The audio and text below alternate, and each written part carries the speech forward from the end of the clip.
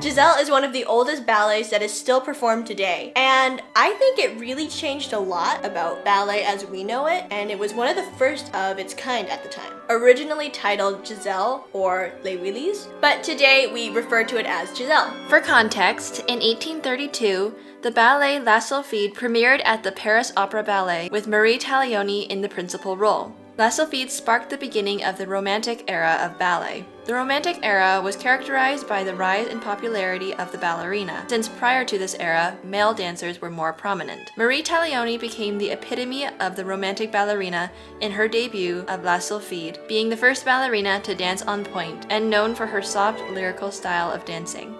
And that takes us to this guy. His name is... Théophile Gautier. He is the one who would go on to write the plot for the ballet Giselle. He had attended a performance of La Sylphide around 10 years before and was deeply inspired by the ballet. The influence that La Sylphide had on Gautier can be seen in Giselle, in the concept, theme, and also the overall aesthetic.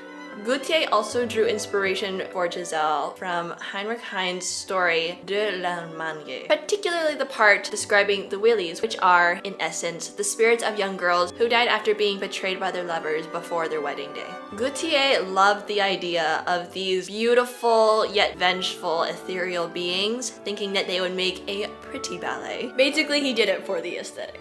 Regarding Giselle herself, Gautier took inspiration from Victor Hugo's Phantoms, which was about a beautiful Spanish girl who loved to dance, but then she becomes too warm at a ball and then dies of a chill. That's how the character of Giselle came about. Prior to Giselle, Gautier actually had no experience writing ballet librettos, which is the storyline or the plot of the ballet, but he really wanted to create this ballet from which he drew so much inspiration from all of these narratives that were around at the time. So he tried numerous times to come up with a compelling story, but time after time, he still was not satisfied with the story. He knew he needed help, serious help, if he ever wanted this ballet to really take off. So he called upon another guy to help him, and this guy's name was Verneuil. They're killing us with these names over here. Verneuil de Saint-Georges. That's as good as I'm gonna get. St. Georges loved the original inspiration for Giselle with the idea of a beautiful and frail young girl, and also the Willies described in Heinrich Heine's story. So he took all of those concepts into account while creating the final story of Giselle, which he pulled off in a breathtaking 3 days. Meanwhile, there was a new star rising at the Paris Opera Ballet, and that was the ballerina Carlotta Grisi. She was incredibly well known at this time. Her director, Léon Pillet, Sorry, one more time. Léon Pillet was looking for an opportunity to sort of present her to the public and get her out there. Gautier and St. Georges presented the finished story of Giselle to Léon Pillet. Pillet was very excited, and construction on Giselle immediately began. Gilles Perrault and Jean Corali were commissioned to choreograph the ballet Giselle, with Perrault undertaking the duty of choreographing the principal and soloist roles, and Corali to choreograph the corps de ballet. Perrault and Grisi were lovers, which is why Perrault was so involved with all of her choreography and pantomime. Apparently, Perrault wanted to add some dramatic effects to the ballet and planned for some flight scenes involving the dancers hanging from aerial wires. Grisi was hesitant to be the first to try this daring feat, so a stagehand was volunteered to test them first. He crash-landed into the scenery and face-planted on the stage. The flights were cut. In the 19th and 20th century, Marius Petipa, you'll know him from our Swan Lake video, undertook the task of revising Giselle. That is the Giselle that we know and perform in this day and age. The musical score for Giselle was composed by Adolphe Adam. As you'll recall from our Swan Lake video, Adolphe Adam's score for Giselle uses the leitmotif technique. The leitmotif, if you don't know, is basically the concept of taking a musical motif and assigning it to a certain mood or character in the ballet to kind of help move the plot along and help the audience understand and connect better with the ballet. Giselle particularly is full of really brilliant and really memorable leitmotifs, so much so that even the great composer Tchaikovsky drew inspiration from Giselle before beginning his work on Swan Lake. Giselle did premiere on June 28, 1841 with Carlotta Grisi as the sweet peasant girl Giselle and Lucien Petipa, Marius Petipa's brother, as her lover Albrecht. Giselle was a tremendous success, and Carlotta Grisi was praised as the next Marie Taglioni, who was the greatest ballerina of their time. So that was some of the history behind Giselle. If you are still here, thank you. Now let's go right into the plot of the ballet.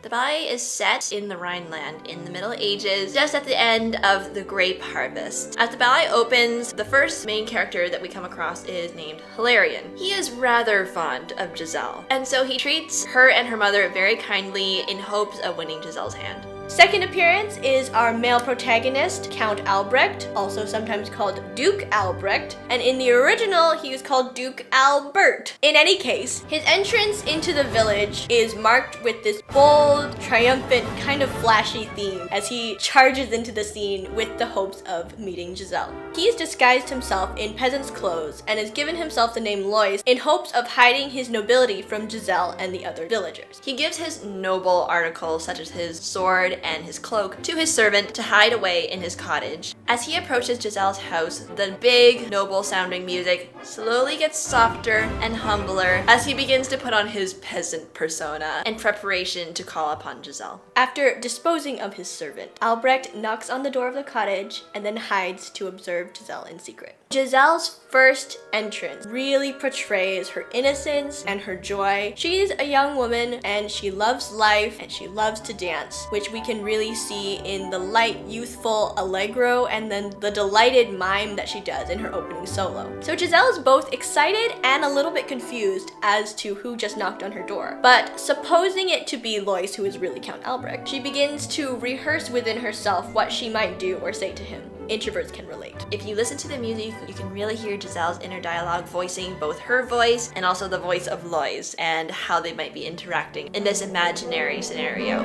The higher strings represent her own voice in this scenario, and the lower strings represent Lois and what she supposes he might say in response. And at this opportune time, Albrecht pops out of his hiding place, catching her by surprise. The quiet melody that follows depicts sort of the playful and slightly bashful dialogue that's happening between the characters. The way each phrase sort of echoes itself really beautifully illustrates the banter and the back and forth that they're having, and for a moment it really feels like we're actually hearing them speak. At first, Giselle is quite bashful and a trifle embarrassed, as anyone might be after your crush just pops out of nowhere as you're rehearsing what you might say to him.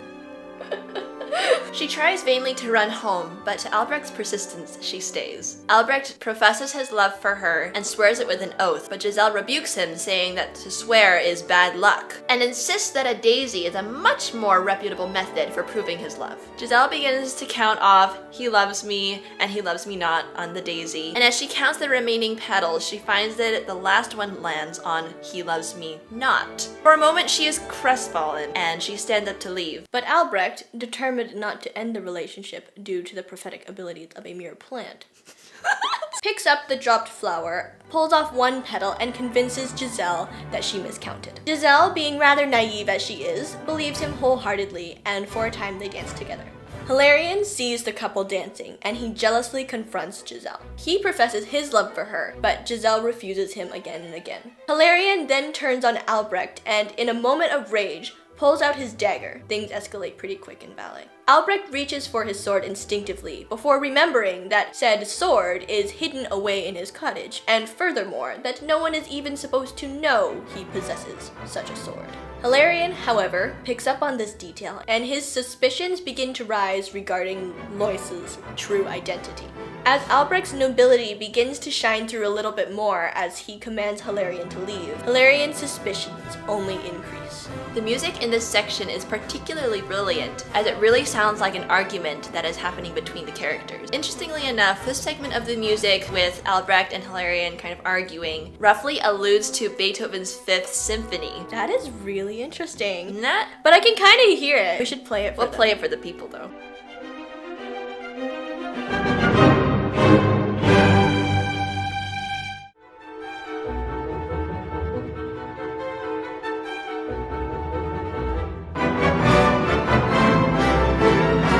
As Hilarion leaves, the rest of the townsfolk enter the scene, having just brought in the grape harvest. Giselle leads the girls in a dance, and she asks Albrecht to join her. He protests with the excuse that he can't dance, but Giselle takes him by the hand and begins to teach him step by step. As the dance reaches its climax, we begin to see the effects of Giselle's frail health. She becomes faint, and Albrecht implores her to sit down and have a rest. She does, only for a moment though, until her passion for dance overcomes her entirely, and then she rejoins the group just before the dance closes. Her mother, Bert, hears all the commotion outside the cottage and comes dashing out to see what's going on. She knows Giselle has clearly been dancing, and she takes her aside and scolds her for threatening her health. She warns Giselle and all the other townsfolk present with a tale of the wheelies. Through mime, she begins to describe the wheelies to Giselle and the townsfolk, alluding to the veils that they wear, the way they fly through the forest, and the way they dance men to their death. As she's describing them, you can hear these fleeting notes throughout. I believe it's played on the flute, and it really invokes the feeling of a ghost in flight.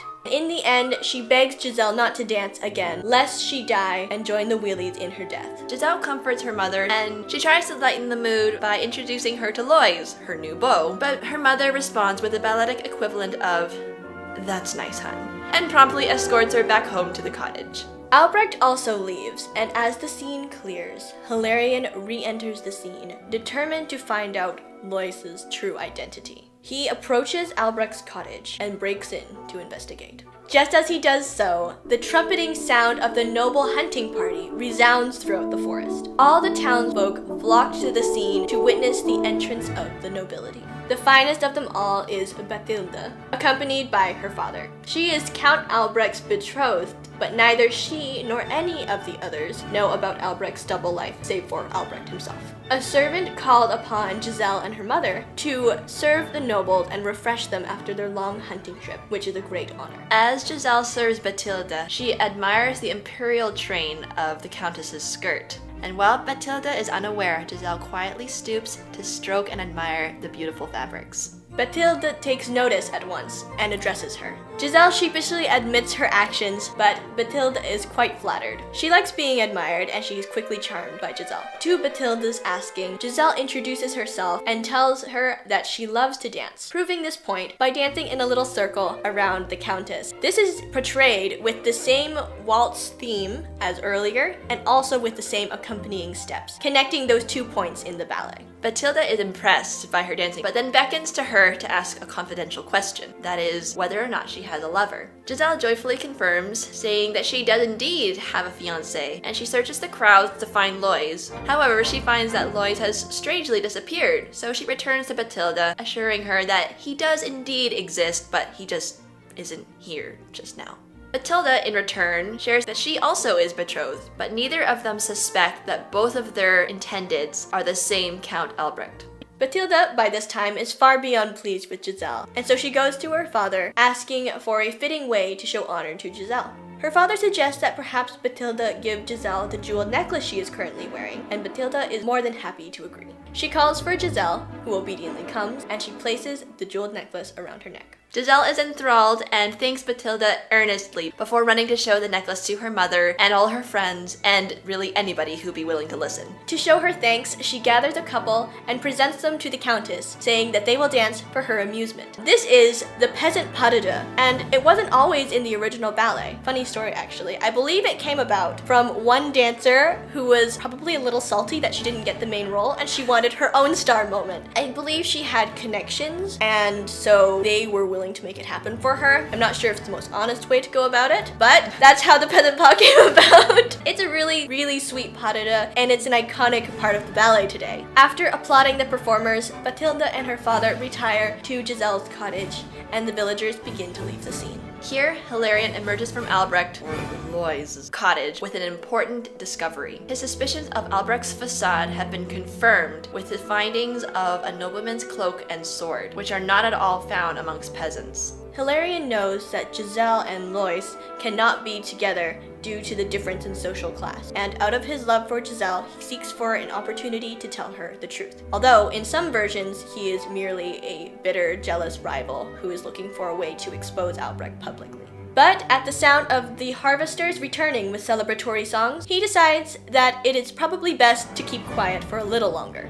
The harvest celebrations culminate when the villagers call Giselle out of her cottage and crown her the queen of the harvest. Though she was too weak to participate in the sowing and the harvesting herself, she was beloved by all the villagers for her kind-heartedness and was bestowed this honor nonetheless. Since she had just received the honor of being crowned queen of the harvest, Giselle implores her mother to please let her dance for all the townsfolk who are gathered there. And after some coaxing, her mother finally relents because it is a special occasion and she wants Giselle to have a good time. And this leads into the famous Giselle variation. Now, the location of this variation within the ballet changes from production to production. Sometimes she will perform the variation directly after receiving the necklace from Bathilda, and she'll perform it as a gift of thanks. Sometimes she will present the peasant parada to Bathilda first, and then she'll do her variation. And sometimes she'll perform it for the townsfolk in celebration of the harvest, as we're illustrating here. The dainty footwork and turns in Giselle's famous variation are a reflection of Giselle's humble demeanor and character. She isn't the type to dance for sake of showing off or to gain praise from anybody else, but she dances out of joy and love and appreciation for everything in life. Artistry and character development is at utmost important when carrying the role of Giselle, in contrast to a more so technical role, like Aurora from The Sleeping Beauty. Since the ballet Giselle features a real girl in the real world, the artistry and character portrayal of Giselle and the technicality of the steps need to merge together as one for every step the ballerina performs in order to draw the audience into the story and make it feel like real life. Giselle is particularly happy in this part of the ballet because her mother has given her permission to dance to her heart's content. She dances again with Lois and again with the other villagers, but all this while Hilarion is watching quietly. By and by, he feels that he can no longer hold his newfound truth to himself for a moment longer. He separates the couple with a shove and bows mockingly to Albrecht. Giselle, confused, asks Hilarion what he means by his sarcastic gestures, and to that, Hilarion does nothing but run to collect his findings. Giselle, meanwhile, runs to Lois to be comforted, where Lois assures her that Hilarion is completely out of his mind and reaffirms his love for her. He embraces Giselle, but Hilarion returns with the nobleman's sword he found in Albrecht's cottage and puts it between the couple, separating them. Giselle demands an explanation from Hilarion, and he tells her that this nobleman's sword belongs to Lois, and that he isn't the peasant that he's been making himself up to be all this time. Hilarion sounds the hunting horn, which he also found in Albrecht's cottage, and to the call, all the noblemen come quickly to the scene, including Bathilda and her father from Giselle's cottage. Albrecht is frozen in fear and wishes with all his heart that there was some way out of this predicament, but with all the noblemen returning to the scene, he has no choice but to calmly square his shoulders and reassume the air of the Count Albrecht that he really is. Bathilda confronts Albrecht and laughingly questions his choice of commoner's attire, to which Albrecht nonchalantly replies that he wasn't sure what he was thinking as he was getting ready that morning. He then bows and cordially greets her as his fiancée. Giselle, who had been watching this whole exchange unfold before her eyes, is suddenly overcome by her shock and rushes in between the couple. Conflicted on balancing her respect towards the Countess with her unmeasured desperation, she tries to tell Bathilda that Lois is her betrothed. But Bathilda laughs at her foolish talk, assuring her that his name is Count Albrecht, not Lois, and that he is indeed her fiancé. Giselle is still in denial and rushes to Lois to be comforted and assured of his true love for her, but this time he can't look her in the eyes or even face her. In that moment, the truth hits Giselle harder than she can bear, and she flies into a state of madness, tearing the Countess's necklace from her neck and falling to the ground. Giselle's mother tries to soothe her, but not knowing the extent of the damages Albrecht has caused her. As Giselle slowly gets up off the ground, there is a different look in her eyes, which becomes alarming to her mother and also to the onlookers. At this point in the story, Giselle can hardly see or hear anything around her except for vivid memories of herself and Lois. She remembers the time Albrecht swore his love to her by lifting his hand in oath, and she remembers the daisy on which she counted "He loves me and he loves me not." Those last words pierce her heart, and her imagination vanishes into reality. This whole segment of the ballet, the mad scene as it is called, is full of leitmotifs, both in the musical score and in the choreography, which so clearly depicts Giselle's full train of thought as she brings those previous moments in the ballet to the audience remembrance as well as hers. As she stumbles over Albrecht's sword, she picks it up and attempts to do away with herself. But someone, usually Albrecht or Hilarion, wrenches the sword from her grip just in the nick of time. Giselle laughs at him deliriously, but as she turns, her eyes meet Bathilda's, and she falls to the ground again in horror. Giselle's mother tries to get her to come inside and rest, but Giselle cannot hear her amid the song from the harvest celebration playing in her head. Suddenly, something flying overhead catches Giselle's eye, and she rushes over to take a better look. Her mother is terrified, certain that Giselle is seeing the wheelies. Again, you can hear those fleeting notes played on the flute as Giselle looks out into the dark of the audience to see where it came from. More memories of her dance with Albrecht flood her mind, and the previous footwork began to take control of her feet, but this time in a very choppy and ungraceful manner. She begins to dance wilder and wilder, but she suddenly stops as a sharp pain seizes her chest. Her heart is beginning to fail. She feels a sudden chill sweep over her body, and she rushes desperately through the crowds, not recognizing a single one. At last, Hilarion manages to restrain her and ease her out of her mad state just enough for her to recognize him. He points to her mother, whose arms are outstretched to her, and Giselle rushes into her embrace. She turns to see Lois, whose arms are also outstretched to her, and I think in this point in the ballet he would be willing to give up his noble ranks to be with her and save her life. Giselle breaks away from her mother and rushes towards Lois, and for a moment we and everybody on the stage, as you can tell by their expressions, believe that Giselle is going to be okay and recover and soon return to normal. But just as she reaches him, her body goes completely limp. Albrecht gently lowers Giselle's body to the ground and attempts to wake her, thinking that she has only fainted. But Giselle doesn't respond, and Albrecht and all the onlookers quickly realize that she has died. Panic seizes the village, and Giselle's mother pushes Albrecht aside to mourn over the loss of her daughter. Albrecht blames Hilarion for Giselle's death, but Hilarion points out that it is Albrecht's deception that ultimately brought Giselle to her demise. Albrecht knows this is true, but there is nothing more he can do now other than grieve the loss of his true love and the love of all the village. In some productions, Albrecht is forced out of the village never to return, and in others, he remains weeping over Giselle's body until the curtain closes. But either way, the closing of Act 1 always ends with a tragic picture on the stage and musical accompaniment that represents the whole town in a state of mourning.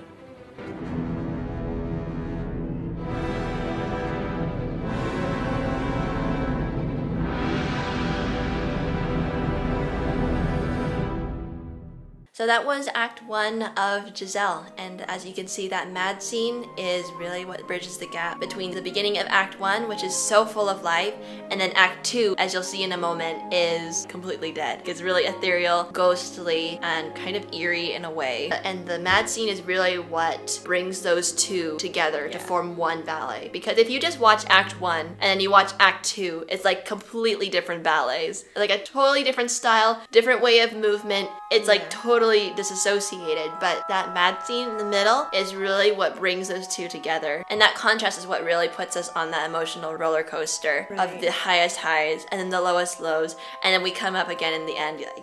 You'll see. Why don't we just get into Act 2? Why don't we? Let's do that. Giselle Act 2 opens in a forest in the dead of night. This is the place where Giselle has been laid to rest, as the madness prior to her death forbids her from being buried in a respectable cemetery. In the darkness of the set, you can't really see very much, so Adam uses the music to paint the picture of what's going on and to set the scene. Again, he brings in those fleeting notes that represent the wheelies, and in the little light that we have on the stage, you can see them flying across the stage or fading in and out of sight. The wheelies continue to appear and disappear in the background as Hilarion enters the scene, looking to mourn at Giselle's grave. When he senses these otherworldly presences, he remembers Giselle's mother's warning. He is terrified and runs off in hopes of escaping the forest before the wheelies can find him. A single ghostly figure with a thin veil materializes in the clearing. This is Myrta, the queen of the Willies. She has risen from her grave to awaken the others and lead them into their nightly dance. Her opening variation sharply contrasts the previous act. Instead of joyful, lively dancing, Myrta is cold, ethereal, and lifeless. Myrta holds 2 myrtle branches in her hand, which are symbolic of love, purity, and marital fidelity. These white flowers represent the wedding bouquets that the Wheelies could never hold during their lifetimes. Myrta uses these branches to rouse the other Wheelies and to lead them to avenge their deaths caused by their unfaithful partners. Throwing the myrtle branches to the left and right, Myrta summons the Wheelies to rise from their graves. As she does, the Wheelies materialize in ranks, veiled in what should have been their wedding veils, heads bowed in reverence to their queen. The position of their arms is also important to note, as it symbolizes the children that they were never able to hold during their lifetime. Myrta summons them to dance. They fill the clearing and do so with ethereal, ghastly beauty. Then the moment has come. Giselle must rise from her grave and be initiated into the Wheelies' ranks. She appears at Myrta's bidding and dances for the first time, finally free from her earthly or physical boundaries. The Wheelies sense a passerby in the forest, and as quickly as they appeared, they vanish. Albrecht enters the clearing, heavy with remorse, holding lilies to lay at Giselle's grave. As he kneels to weep there, he suddenly senses Giselle's presence nearby. Confused and terrified, he stands up to look for her. When he does not find her, he kneels again, distraught. Then Giselle comes floating towards him. Her demeanor has changed from an innocent, youthful girl to an ethereal and sorrowful spirit, which is so beautifully portrayed in this pas de deux. Here is another brilliant musical moment in the ballet, which might easily be missed. If you really listen carefully, you'll notice that this is actually the motif that is played in the he loves me not scene, and also during Giselle's flashbacks in the mad scene. Only this time, the melodic contour is actually reversed. So, in the original motif, the main melody pattern starts on a note, I believe it's B, and then it goes higher a little, and then it goes lower.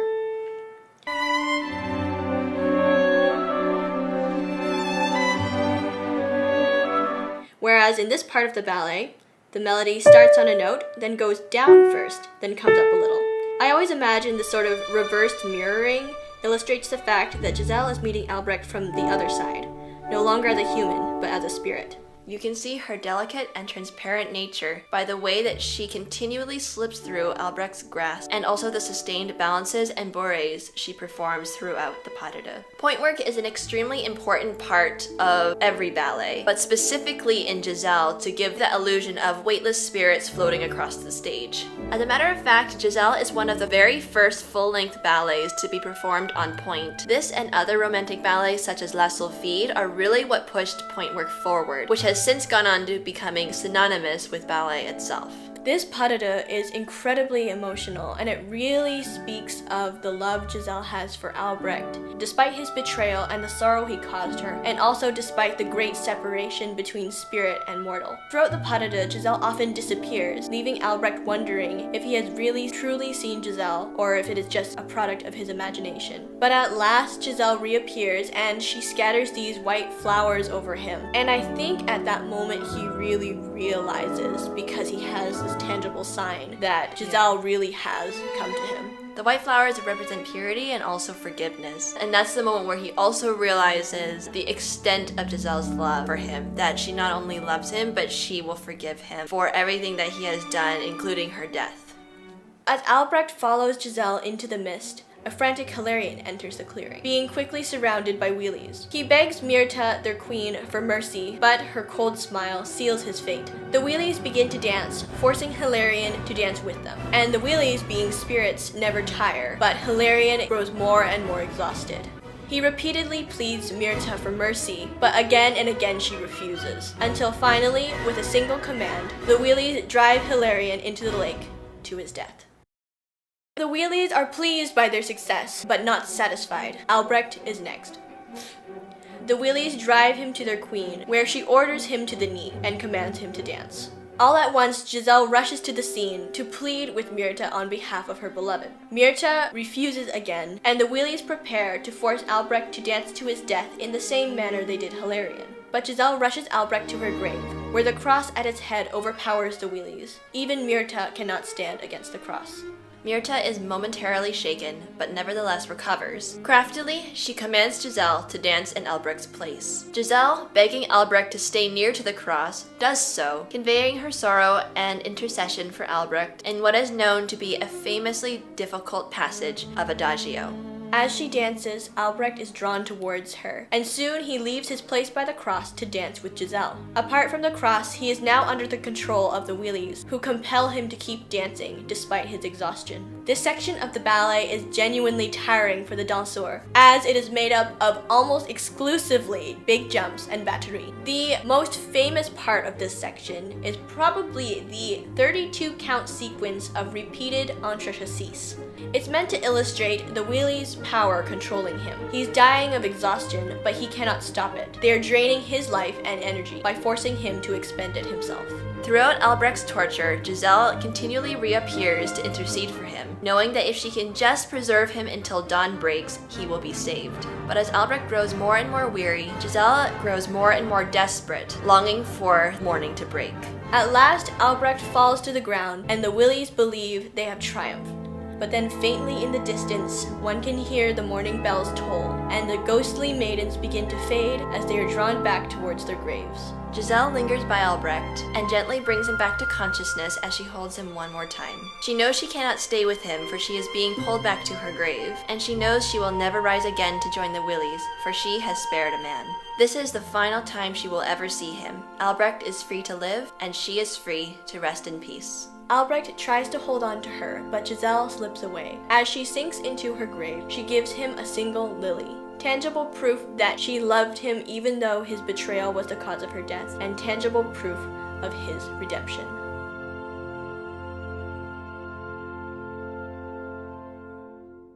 I think that is all from us for now. Yes. That is all from us for now. This is Ballet Rain signing off. Until the next video.